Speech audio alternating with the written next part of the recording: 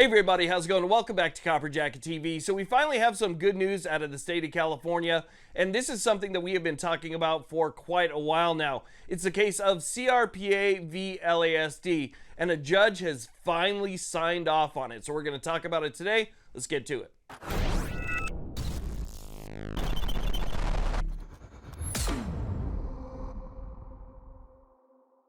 Okay, so let's go ahead and talk about what's going on here. And before we get too deep into this, if you're somebody who's watching and you're not yet subscribed, consider hitting that subscribe button. It's free, it only takes a second, but it really does help us out here quite a bit. It helps us spread our message, and it lets the powers that be know that you guys want to see content like this, which allows us to stick around for a little bit longer. So a big thank you to everybody out there who subscribes. Now, with that being said, again, we're talking about the case of CRPA v. LASD. This is a very big, very important case. This is the case that gave us California non-resident carry. Now, this case has a lot of history and backstory, but essentially, a judge said that people who want to visit California should at least have the ability to apply for a California non-resident permit. But the problem was California didn't have any non-resident permits. There was nothing set up for California non-resident permits. And so the judge told the parties, the plaintiffs and the defendants, that you guys need to get together and come up with the rules and regulations and everything necessary to actually launch a California non-resident permit. And that's what they did. The plaintiffs and the California Department of Justice got together and they came up with a way to implement that California non-resident permit. And so they submitted that back to the judge, and instead of the judge just signing off on it, the judge just kind of sat on it for a long time. The judge sat on it for a significant amount of time, and it wasn't until just late yesterday that the judge actually signed off on that order. Now, this has a 90-day implementation date. That means that in order to get all of these things implemented, since again, non-resident permits aren't a thing in California as of right now, they have 90 days to get all of this stuff set up. So in 90 days, people are going to be able to start applying for these California non-resident permits. So now let's talk about the upsides and the downsides to this California non-resident permit thing. And I got to be honest, it's mostly downsides, okay? It's mostly downside with a very little bit of upside. So the upside is, if you're somebody who visits California often, you're there frequently for work or family, or for whatever reason, and you feel like it's worth it for you to apply for one of these non-resident permits, then you will have the ability to do so. The downside is what it takes to actually get one of these permits, and then the restrictions that you're going to have once you actually do get it, if you actually make it through the entire process.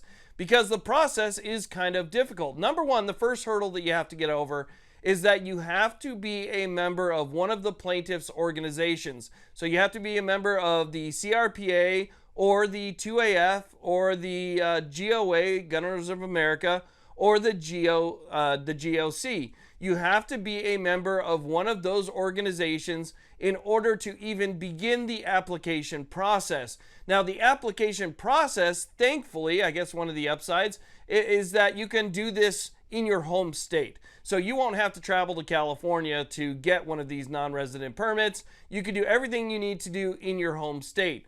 But another downside to that is you still have to do the same things that a California resident would have to do in order to get one of their permits. And let me tell you, they have to jump through flaming hoops in order to get a permit in that state. Just for an actual California resident, it is extremely difficult and it is extremely expensive. Some counties in California, you're looking upwards of $1,000 and maybe a year plus wait time before you ever get your permit. So the same thing is going to apply in the state that you apply in.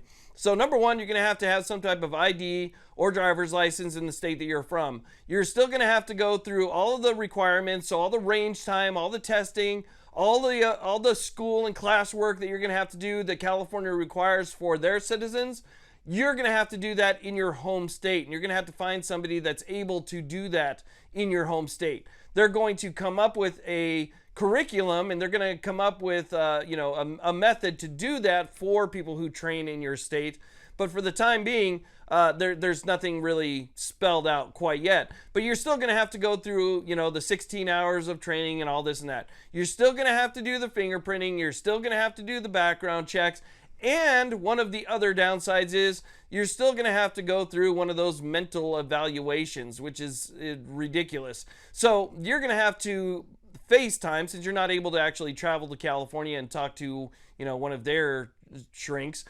You're going to have to FaceTime with one of them, and they're going to evaluate you through that FaceTime. So it is going to be just as difficult for somebody who is a non-resident, if not more difficult for somebody who is a non-resident, to physically get that permit than it is for an actual Californian. So you're going to have to jump through a lot of those same hoops. And a lot of things that people are not used to in other states, if you're considering getting one of these California non-resident permits, is that you're going to have to tell them what you're going to be carrying. So you're going to say, I'm going to carry this. And this has to be approved by the state of California. You're going to have to give them the serial number. You're going to have to let them know what it is. And that thing will be put on your permit. And so that's the only thing that you're going to be able to carry on you if that's the only thing on your permit. So again, you're going to have to pick something that you're going to want to tell the state of California about and give them your serial number for, so that they can then apply that to your permit.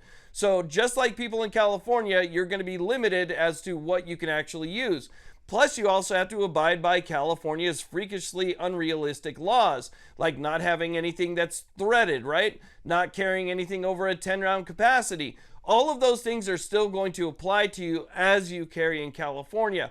Not to mention all of the sensitive locations. You're going to have to learn about that, and you're going to have to learn about it pretty quick, because if you want to carry there, it is a minefield of sensitive locations. So like I said in the beginning here, there is an upside, and the rest of it's pretty much all downsides, and you're going to have to consider whether or not it is worth it to you to actually get one of these permits. Now, I think it's great that we finally have at least some movement here. This will be the first time there'll be some type of non-resident permit available in the state of California, and so I think that that is good news. But again, it's California. You're going to have to jump through those fiery hoops yourself. So anyway, I wanted to let you guys know about that. We have 90 days before these permits become available, and we'll know exactly what the training requirements are and what everything is going to look like at that point for those people that want to apply out of state. So anyway, I just wanted to share that with you. It's something that we've been waiting for a long time, to see exactly what would happen here. It's some good and then mostly bad, but still, it's something, I guess, and that's sometimes like all you can really expect from the state of California. Hopefully, we see something pass on a national level. We'll see national reciprocity. National constitutional carry was just recently introduced, so hopefully we don't need any of this stuff, and people, in other states will be able to carry in California without jumping through all the hoops and going through all the BS that California makes you do. So yeah, let's see what happens with that. Maybe if you wanted to wait 90 days to see if there's any movement in those cases before you do anything, maybe that would be a plan. Regardless, again, I just wanted to share that with you, and I want to thank you all very much for watching. I really do appreciate it. Please like, subscribe. You guys have a great day.